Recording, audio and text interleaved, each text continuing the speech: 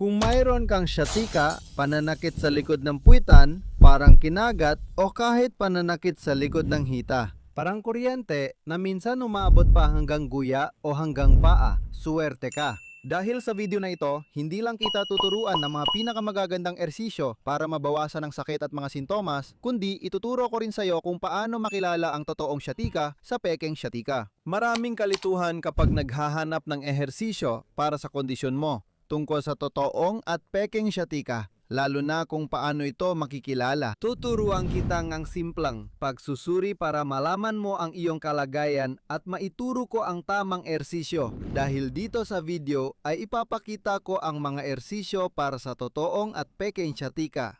Para bigyan ka ng kaunting konteksto, kung ngayon mo lang narinig ang mga terminong ito, ang totoong sciatica ay yung dulot ng isang sakit. Isang compression o radiculopatiya ng isa sa mga nerbiyo sa ibabang likod na nagdudulot ng sintomas sa puwitan, likod ng hita, at minsan hanggang paa.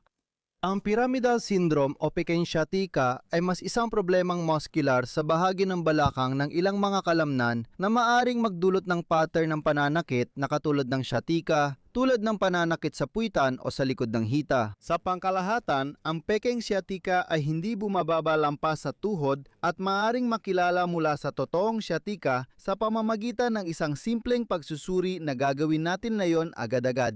Para rito, sa pagsusuri at ehersisyo, inirerekomenda akong kumuha ka ng strap, pantalon, kumot o ilang pinagdugtong na sinturon. Dapat ito ay isang bagay na mapapahintulot sa iyo na maayos mong mapirmi ang iyong paa at maabot hanggang sa iyong mga kamay para masuri ang kalagayan ng iyong sciatica. Gagawin natin ang maikling pagsusuri na ito para makita ang pagkakaiba kung totoong sciatica o pekeng sciatica. Ang tunay na sciatica ay sa lumbar na bahagi, habang ang hindi totoong sciatica ay sa kalamnan ng balakang nangyayari. Para gawin ang pagsusuri, itutuwid natin ng buo ang binti at ilalagay natin ang paa na may sakit sa may unahan ng talampakan gamit ang elastiko. Ituturo ko sa iyo kung anong ehersisyo ang dapat gawin kapag totoong sciatica at kung ano rin ang dapat gawin kung hindi totoong sciatica sa ikalawang bahagi ng video. Kung hindi malinaw ang resulta, maaring sabay nararanasan ng dalawa. Gawin ang dalawang set ng ehersisyo, tig-apat bawat isa.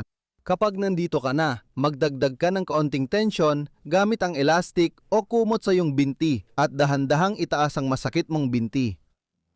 Kung mapapansin mang dumating sa punto na lumalakas ang sakit habang itinataas mo, gusto kong hilahin mo ang kumot o strap papalapit sa iyo. Ito ang magdadala ng dulo ng paa mo papalapit sa iyo. Kung sa paggawa nito ay lalong sumakit, ibig sabihin ay may tunay kang sciatica na dulot ng disc problem sa iyong lumbar. Uulitin ko, ayos ba? Maglagay tayo ng kaunting tensyon, dahan-dahan nating itaas ang binti, dahan-dahan lang. Kapag naramdaman mong nagsisimulang lumakas ang sakit, gusto kong hilahin mo ang dulo ng paa mo papalapit sa iyo. Kung ang sakit ay lumala ng husto, ibig sabihin ay may tunay kang sciatica. Sa ganitong kaso, mas mataas nating naiaangat ang kabilang binti kaysa sa masakit na binti. Kung kapag iniangat mo ang binti ay walang pagtaas ng sakit at kapag hinila mo ang dulo ng paa ay wala ring pagtaas ng sakit.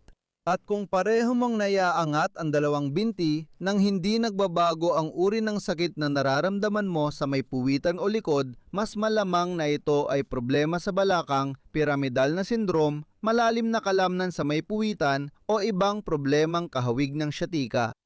Ngayon na alam mo na kung totoo o huwad ang iyong sciatica, simulan na natin ang ehersisyo. Ang unang set ng 4 na ehersisyo ay nakatuon sa totoong sciatica. Gawin natin ito sabay. Humiga ng patihaya at isipin na sa kaliwang binti mo nararamdaman ang kirot. Hawakan mo ang likod ng hita mo at panatilihing tuwid ang mga braso. Pagkatapos, iunat mo ang binti na yan. Gawin mo lang ang kaya mo at kung hindi na kaya, hilahin ang dulo ng paa papalapit. Ano ang makukuha natin dito? Ginagawa natin ito para dumulas ang ugat na yan sa sarili nitong lagusan at mabawasan ang pagkapit o pagkakaipit sa dinadaanan nito dahil ang totoong sciatica ay kadalasang dulot ng pagkakaipit ng ilang ugat sa bandang lumbar. Yunat ang binti, itutok ang dulo ng paa sa akin, taasan ang tensyon, tapos mag-relax. Kailangan natin ulitin ito ng 10 beses at malamang na kapag ginawa mo ito, maaaring tumaas ng kaunti ang mga sintomas o ang sakit dahil iniunat natin ng husto ang ugat na iyon. Mahalagang malaman na kung sumasakit ang binti kapag iniunat o hinila ang dulo ng paa papunta sa iyo, magtrabaho sa mas maliit na galaw na mas kaunti ang tensyon. At kung kaya mong iunat ng buo ang binti pataas sa kisame, maaari mo ring gawin yon. Gawin mo ang ehersisyo ayon sa iyong kakayahan. Gagawa tayo ng 10 ulit, mga kamay sa likod ng tuhod, dulo ng paa papunta sa akin, iunat isa, pahinga. Yunat ang tuhod, dulo ng paa papunta sa akin, panatilihin ang tensyon ng ilang segundo, 2. Yunat ang binti, panatilihin ang tensyon, pahinga, 3. Yes. Yunat ang binti. Panatilihin ang tensyon, pahinga. Ang unang bahagi ng mga ehersisyo, magpo-focus tayo sa totoong sciatica. Gagawin natin lahat ng ehersisyo gamit ang kanang binti. Kung sa kaso mo ay may sciatica ka sa kabilang binti, kailangan mo lang ulitin ang mga ito pero sa kabilang side. Perpekto, magsisimula tayo sa unang ehersisyo. Iunat ng maayos ang mga binti sa sahig. Gusto kong gamitin mo ang iyong mga kamay at hawakan ang hita mo sa likod mismo ng tuhod. Siguraduhin na ang mga binti ay tuluyang nakaunat. Mula rito, mag-focus ka sa iyong binti. Gusto kong iunat mo ng buo ang binti mo hanggat kaya mo. Ako, hanggang dito na lang talaga ang kaya ko. At pagkatapos, hilahin mo ang dulo ng paa mo papalapit sa iyo. Kapag ginawa mo ito, mapapansin mong lumalakas ang tensyon sa guya, hita o puwitan. Isang bahagyang paglala ng mga sintomas na halos hindi mo mapapansin. Normal lang ito dahil nilalagay natin sa tensyon ang ugat na yon. Ang layunin natin ay mapagalaw ito para mabawasan ang anumang uri ng pag-ipit na meron sa bahagi ng ibabang likod. Iunat ang dulang ng paa papunta sa akin, hawakan ng ilang segundo, tapos mag-relax. Kung makikita mong masyadong masakit habang ginagawa ito, pwede mong bawasan ang galaw. Huwag masyadong itaas ang binti at huwag masyadong ilapit ang dulo ng paa sa iyo. Kung flexible ka at kayang iunat pataas ang binti nang walang problema, pwede mo itong gawin. Ang sikreto ay hanapin ang punto kung saan may kaunting tensyon, kaunting hindi komportabling pakiramdam, pero hindi masyadong masakit, hindi sobrang tindi ng sakit. 3 na nagawa natin, uulitin natin ito ng 10 beses sabay-sabay. Taas, dulo ng paa. 4. Taas, dulo ng paa. 5. Taas. 6. 4 pa. Taas, dulo ng daliri sa paa. 7. Taas. 8. Taas. Siyam, huling ulit. At 10, perpekto. Ipatong natin ang paa, gumawa ng kaunting paggalaw ng pag-urong sulong, magpahinga, maaaring may kaunting pakiramdam ng panandaliang sakit, pagkawala ng pakiramdam, kaunting sintomas na neurological, pero walang problema, normal lang ito. Ang teknik na ito ay nagmo-mobilize ng ugat sa ilalim ng tuhod at balakang. Ngayon, magpo-focus tayo sa isa pa na mas nakatutok sa mas malayong bahagi sa antas ng bukong-bukong na napakaganda rin. Ang gusto kong gawin mo ay kunin mo itong strap na ito. Na muli mo itong ikabit sa paa na parang ginagawa natin yung test na itinuro ko sa iyo sa simula. Yunat mo ng buo ang iyong binti. Sige, at mula rito, gusto kong iangat mo ang binti mo hanggat kaya mo. Kung doon pa lang ay nagsisimula ng sumakit, sapat na yon. Mula rito, paalang ang gagalawin natin. Itutok ang dulo ng paa sa akin, hilahin ang elastiko, dagdagan ng tensyon, pakawalan, itutok pababa. 1. Itaas ang dulo ng paa paharap sa akin, dagdagan ng tensyon, at panatilihin sandali. At pakawalan. Kung ang pagtaas ng paa dito ay nagdudulot ng kirot, maaari mong ipatong ang paa mo sa sofa, sa isang muebles, o kahit saan mo gusto para manatili nakataas ang paa. Gagawin natin ito sa kabilang side para mas makita mo dahil nandito ang sofa. Kung nakakaramdam ka ng kirot kapag nakataas ang paa, gaya nito na nilalagay ko sa sofa, at mula dito, panatiling tuwid na tuwid ang paa. Napakahalaga nito. Magdadagdag tayo ng tension gamit ang elastic band. Ituturo ang dulo ng paa papunta sa akin. Panatilihin ang tension. 2, 3, 4, 5, relax. 1. Sige, gagawa pa tayo ng 9. Itutok ang dulo ng paa sa akin, hilahin gamit ang strap o kumot, at panatilihing ganap na tuwid ang kabilang binti. at relax. Dalawa, at ayusin. Ganyan, pareho pa rin ang pakiramdam ng pag-unat at mga sensasyong dulot ng nerbiyos, maaaring tumaas ng kaunti ang pakiramdam ng lamig-init o parang kuryente. Itutok ang paa sa akin at panatilihing tuwid ang tuhod. 4, Itutok mo sa akin. pahinga. 5, Itutok mo sa akin. pahinga. 6 na. Sige, 4 pa. Papunta sa akin. 7, Papunta sa akin. Pahinga. 8. 2 na lang. Itutok ang dulo ng paa papunta sa akin. Pahinga. 9. Huling ulit. Dulang ang paa. At 10, magaling. Ibabalik ko ang binti ko, kukunin ko ang strap ko at magpapahinga ako. Bawat isa sa mga ehersisyong ito ay nagtatrabaho sa iba't ibang bahagi ng nerbiyos at may iba't ibang antas ng hirap. Maaring may isa sa mga ito na babagay sa'yo at may isa naman na hindi gaanong babagay. Kaya inirerekomenda kong subukan mo silang lahat at piliin ang mga nagbibigay sa'yo ng pinakamagandang pakiramdam. Para sa susunod, hihiga tayo ng patagilid sa kaliwang balikat. Lagyan ng unan sa ilalim ng ulo para komportable. Papalitan din natin ang kamera para mas malinaw mong makita.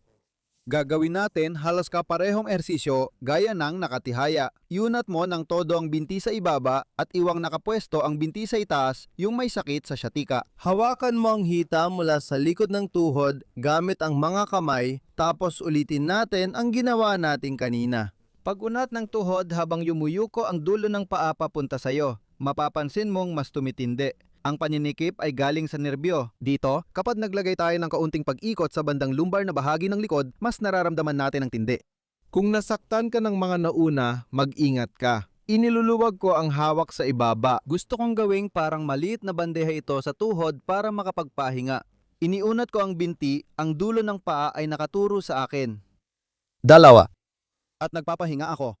Hindi kailangang masyadong malaki ang galaw. Lalo na sa dulo, iunat at dagdagan ng tensyon. 3, Tara, gawin na natin to. Iunat natin. 4, Iunat natin ang binti, itutok ang dulo ng paa papunta sa akin. 3. 5, Iunat natin. 6, iunat natin. 7. Sige, 3 na lang ang natitira. Iunat natin. 8, Iunat natin, dulo ng paa. 9, huling ulit. Dulo ng paa. At 10, magaling. Ibaluktot natin ang ibabang binti, magpahinga tayo sandali, hingang malalim, at ngayon ilalagay ulit natin ang strap, kumot o tuwalya sa parehong lugar tulad ng dati. Ayos ba? Eksakto sa likod ng umbok sa ilalim ng mga daliri ng paa. Gagawin natin ulit ang dati. Iunat ang ibabang binte, ang itaas naman. Sa pagkakataong ito ay iiwan natin itong nakapatong at gusto kong iunat mo ang tuhod mo hanggat kaya mo. Ayos ba? Katulad lang ng dati, gusto kong iangat mo ang binti mo paabante. Huwag mong baluktutin ang tuhod ha. Halimbawa, kaya ko namang gawin ito, pero walang silbi kasi nawawala ang tensyon.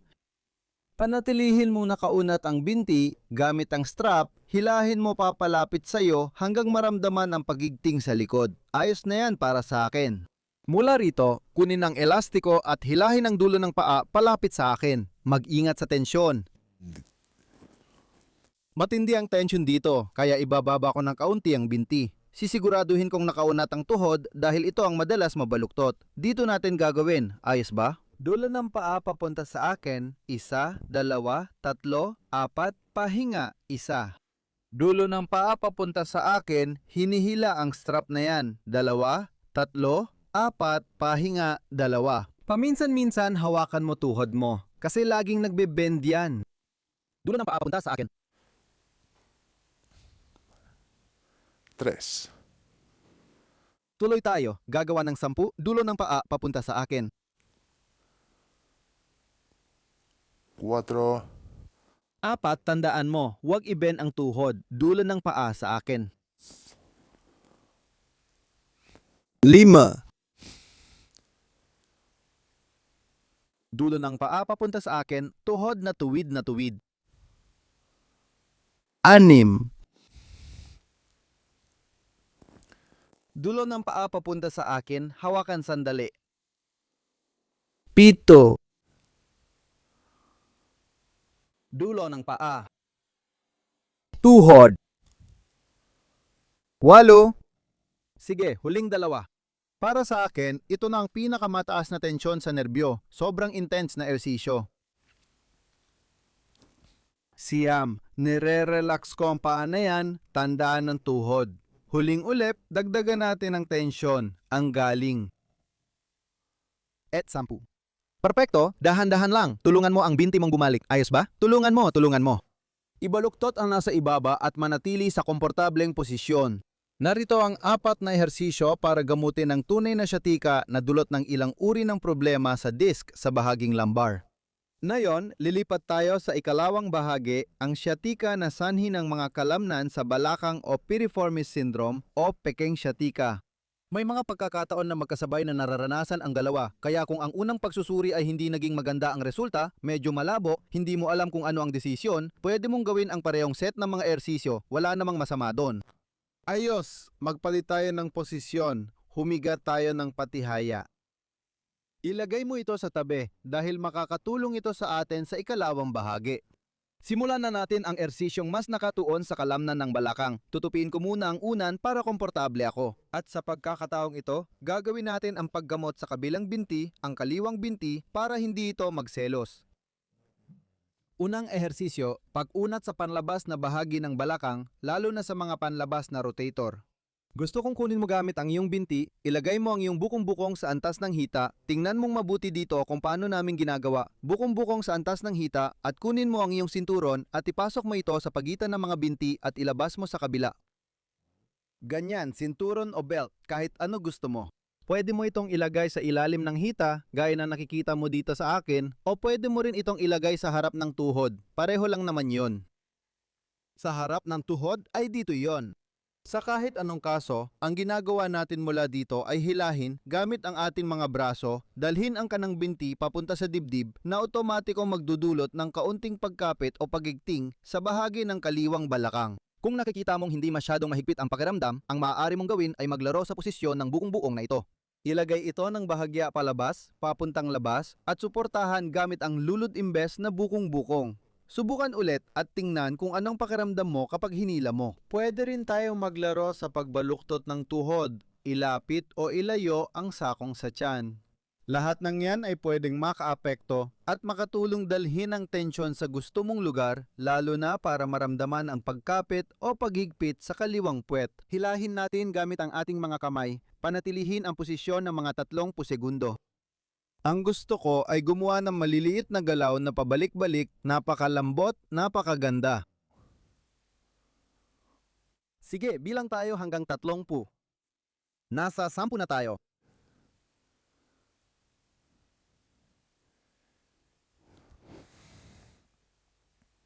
Dalawampu.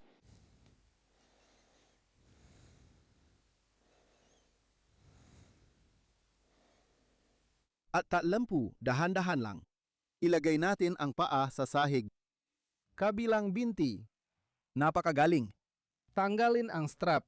Unang ehersisyo, pag-unat ng panlabas na rotator ng balakang. Hindi na ito kailangan, kaya lilipat tayo sa pangalawang ehersisyo, ang sirena na gagawin ng nakaupo.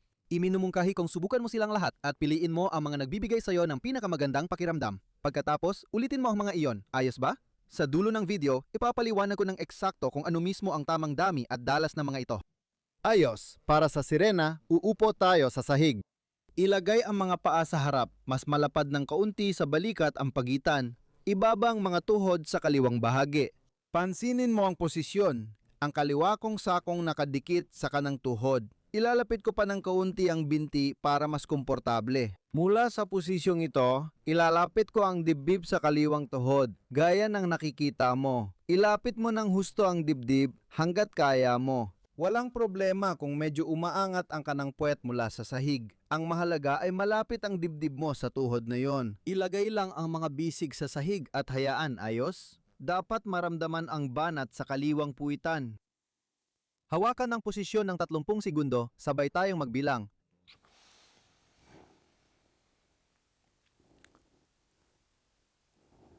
Sampu na.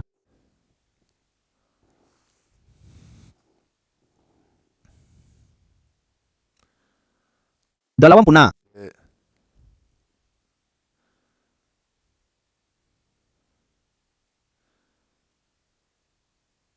Tatlongpung na. Sige na, 5 segundo pa. At 35, ang galing. Sobrang galing. Pwede mong ilapit palalo ang dibdib mo sa tuhod na yan para mas intense. Dahan-dahan tayong bumalik sa dating posisyon. Magpahinga tayo ng ilang segundo. Ngayon, gagawa tayo ng mas mahirap na ehersisyo na tinatawag na ehersisyo ng kalapate. Makikita mo mas mataas ang antas ng hirap nito. Katulad ng ginawa natin sa bahagi ng totoong syatika. Pumuesto tayo sa posisyong nakaapat na paa. Posisyong nakaapat na paa. Patuloy nating iunat ang kaliwang binti, okay? Tandaan mong mabuti ang mga tagubilin. Ilalayo ko ng kaunti ang aking kanang binti paatras. Pansinin mo kung paano hindi pantay ang tuhod. Iniusog ko ng kaunti paabante ang kaliwang binti. Sapat na para. Nakita mo? Pwede mong ipasok ang paa sa ilalim, ipasok ito. At mula rito, unti-unti kong ilalapit ang aking balakang sa sahig. Hahayaan kong bumagsak ako paatras. Paatras. Paatras. Magsuot ka ng maluwag na pantalon, syempre. Halos dumikit sa sahig ang kaliwa kong puwit. Pagdating doon, ilalagay ko ang mga bisig ko hanggang siko sa sahig at mananatili sa posisyon. Mas mahirap ito kaysa sa sirena na nakita natin. Ito ang tinatawag na kalapate. Hindi dahil lilipad tayo. Hindi ko alam kung bakit ganun ang tawag dito. Dapat mong maramdaman ang paninikip sa kaliwang bahagi ng puwit. Inanyayahan kitang igalaw ang balakang, pwede sa kanan o kaliwa, at sumandal ng mas mabigat sa kaliwang braso na malapit sa nakabaluktot na binti. Pinapayagan tayong bumaba at lumakas ang pag-unat. Tulad ng nakikita mo, maaaring hindi kaya ng lahat ang ehersisyong ito. Inanyayahan kitang subukan silang lahat at piliin ang mga nagbibigay sa iyo ng mas magagandang pakiramdam. Bilangin natin ang 30 segundo ng sabay. Sabay tayo.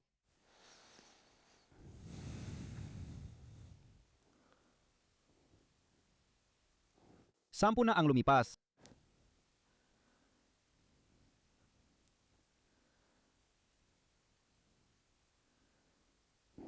20, 22, ilapit pang dibdib sa tuhod. 23, 25, 26, 27, 28, 29, 30, 42, 43, 44, 46. Napakaganda. 30, perpekto, dahan-dahan lang. 47, 8, 9, mga kamay, bumabalik ako ng dahan-dahan, pansinin mo kung paano tumutulong ang paa na yan. 50, ilalagay ko ang kaliwang binti ko sa tamang pwesto. 52, 53, 54, 55, 57, 58, 59, 60, 61, 62, 63, 64, 65, 67, 68, 71. Sa antas na makalamnan ng balakang. Tatapusin natin ito sa isang huling ehersisyong gustong-gusto ko. 72, 73, 74. Una, na masyado kang nag-ehersisyo, masyadong maraming aktibidad. Maaring 3 o 4 na araw kang tumakbo, naglaro ng paddle o naglakad ng mas mahaba kaysa sa normal at napagod ang kalamnan mo. At pangalawa, dahil mahina ito. Kaya ang huling ehersisyong ito ay para palakasin ang lahat ng 70, 80, 82, 83, 84, 85, 86, 87, 88, 89, 91, 92, 100. Panghabang buhay, dahil ang malakas na gluteus ay katumbas ng maling sciatica, 100. Nos colocamos boca abajo. 100, 100, at 21, 100, 21, 100, 22, 100, 23, 26, 27, 28, 29, 30, 33, 34, 35, 36, 37, 38, 39. Sige, mula rito, pwede mong ilagay ang ulo mo kahit paano mo gusto nakapatong sa mga kamay mo. Gusto ko na ang kaliwang binti ay nakasabit mismo sa likod ng tuhod. Tingnan mong mabuti, ang kaliwa kong paa ay nakasabit mismo sa likod ng tuhod. Hindi siya dapat mag-cruise, kundi dapat nakasabit. Tingnan mo, ang ibabaw ng paa ko ay dapat nakadikit sa likod ng tuhod ko, sa likurang bahagi ng tuhod ko. Mula rito, gusto kong mag-focus ka sa tuhod mo. Yung nakadikit sa sahig, ayos ba? Yung kaliwa, yung nakabaluktot, isipin mo yon kasi kailangan nating iangat mula sa sahig, okay? Gusto kong iangat mo yon, tapos panatilihin mo ng 1, 2, 3, 4, 5 at pagkatapos ay i-relax mo. At sasabihin mo, Marcos Sacristan, halos hindi ko maiangat ang tuhod sa sahig. Ang hirap, pero ayos lang. Kung ganon, iminumungkahi kong maglagay ka ng mas makapal na unan sa may pelvis. Maglalagay tayo ng 2 para mas malaki ang galaw at epektibo ang ersisyo. Hindi kailangang malayo sa sahig. Ayos lang? Hindi ito tungkol sa paglayo ng sobra ng tuhod, kundi sa pagkontrata ng puwit, pagbukas ng balakang, at pagramdam ng trabaho rito na mahalaga. Kahit maliit lang ang galaw, kahit 1 milimetro lang mula sa sahig, ayos na, nagtatrabaho na tayo. Kahit hindi mo ito maitaas, basta may intensyon kang iangat at iniisip mong gusto mo, nagko-contract na ang mga kalamnan mo. Mahalaga na ipadala mo ang utos para sa pagkontrata ng kalamnan, na ihiwalay ang tuhod para mag-contract ang kalamnan ng puwit. Pwede ka rin magdagdag ng unan para mas maluwag ang galaw. Sige, gawin natin sa bayang 10, tuhod pababa. Itataas ko ang tuhod. Hahawakan, 1, 2, 3, magpapahinga. Gagawin natin ito kasabay ng paghinga para mas koordinado, bitawan. 2. Mula rito, mas kita, bitawan. 3. Bitawan. 4. Bitawan. 5. Bitawan. 6. Bitawan. 7. Sige, huling 3. Bitawan natin. 8. 9.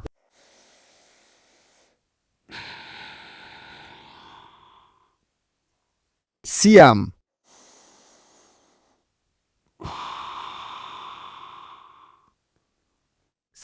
Sa totoo lang, maganda ang pakiramdam ko. Naiwan sa akin ang kaaya-ayang pakiramdam na nagamit ang kalamnan ng puwitan ko. Kahit simple lang ang ehersisyo at malakas ang puwitan ko, napakagaling talaga nito. Ayos, magandang nagawa natin ngayon. Natukoy natin kung tunay na syatika o maling syatika gamit ang simpleng pagsusuri ng pagtaas ng binti. Pangalawa, nakita natin ang buong set ng hersisyo para sa tunay na syatika kapag naiipit ang ugat sa lumbar dahil sa problema sa disc. At pagkatapos, nakita natin ang pangalawang set ng 4 na ehersisyo para mapaganda ang paggalaw ng balakang at pagpapalakas para maibsan ang mga sintomas. Isang kumpletong video na iniimbitahan kitang panoorin mula simula hanggang dulo dahil puno ito ng mahahalagang kaalaman. Kung nagustuhan mo ito, iniimbitahan kitang sumali sa aking libreng newsletter kung saan tuwing linggo ipinapadala ko ang mga bagong video ko. Sa ganitong paraan, siguradong updated ka lagi. Hindi mo mamimiss ang kahit isa at hindi ka lang nakaasa sa YouTube o social media, kaya nilagay ko ito sa itaas sa kanan. Ilagay lang ang email mo at masaya kitang tatanggapin sa pamilya kong may mahigit 200,000 katao. Sana nagustuhan mo ito. Salamat sa panonood hanggang dulo at sana maibahagi mo ito sa mga nangangailangan. Dahil sa iyo, naipapalapit natin ang kalusugan sa lahat. Wala na akong ibang sasabihin. Sana magkita pa tayo sa iba ko pang video. Paalam mga kaibigan.